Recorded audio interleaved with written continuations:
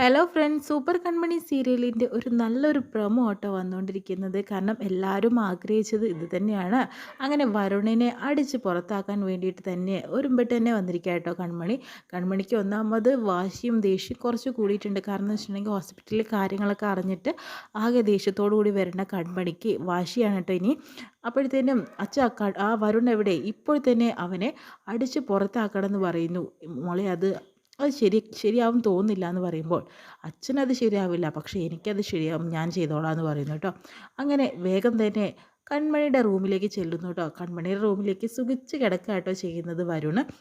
നിന്നോട് ആരടാ ഇവിടെ കയറി കിടക്കാൻ പറഞ്ഞത്? കൺമണി, നിൻ്റെ റൂം എൻ്റെ റൂമല്ലേ, അതുകൊണ്ടാണ് ഞാൻ ഇവിടെ കിടന്നതെന്ന് പറഞ്ഞു.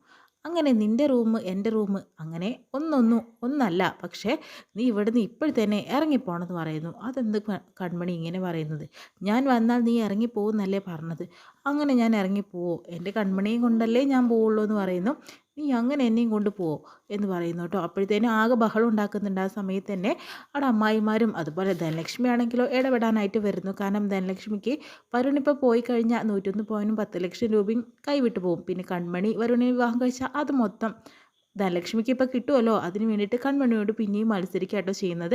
എന്താടി നീ പറയുന്നത്? വരുൺ ഇവിടെ തന്നെ താമസിക്കും, നിന്നെ കൊണ്ടേ വരുൺ പോവുള്ളൂ, അല്ലാതെ നീ വെറുതെ മറ്റുള്ളവരാളുടെ കൂടെ ചുറ്റി തിരിഞ്ഞ് വന്നിട്ടും ഇവന് നിന്നെ സ്വീകരിക്കാൻ തയ്യാറായി നിൽക്കുന്ന കണ്ടില്ലേ, ഇവൻ്റെ മനസ്സ് എത്ര നല്ലതാണെന്ന് പറയുന്നു. നിങ്ങൾ ഒരിക്കലും മിണ്ടിപ്പോരുതെന്ന് പറയുന്നു കേട്ടോ. അപ്പോഴത്തേനും ധനലക്ഷ്മിക്കും കിട്ടുന്നുണ്ട് കേട്ടോ അടിയൊക്കെ തിരിച്ചും. കൈ കൊണ്ട് കൈ പിടിച്ച് തിരിക്കുന്നൊക്കെ ഉണ്ട് കേട്ടോ കൺമണി. അത് നല്ലപോലെ വേദനിപ്പിക്കുന്നുണ്ട്. അങ്ങനെ ഇറങ്ങി വാടാ എന്ന് പറഞ്ഞിട്ട് വരുണിയെ വലിച്ചിറക്കി കൊണ്ടുപോകാട്ടോ കൺമണി വീടിൻ്റെ പുറത്തോട്ട് എറിയുന്നുണ്ട് കേട്ടോ.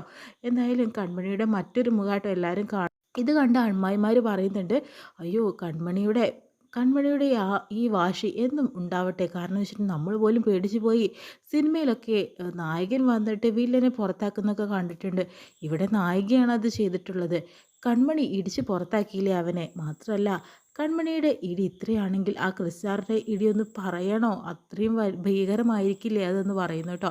ഇനി കൃഷും കൺമണിയും ഒന്നാണ്, അതുകൊണ്ട് തന്നെ ഇവർ രണ്ടുപേരും ഒരുമിച്ച് തന്നെയാണ് ഇനി മുന്നേറാൻ പോകുന്നത്. മാനസിയോടും വരുണിനോടും ഇനി ആർക്കും ഇവരെ തോൽപ്പിക്കാനായിട്ട് സാധിക്കില്ല എന്നുള്ളത് ഇപ്പോൾ മനസ്സിലായിട്ടുണ്ട്.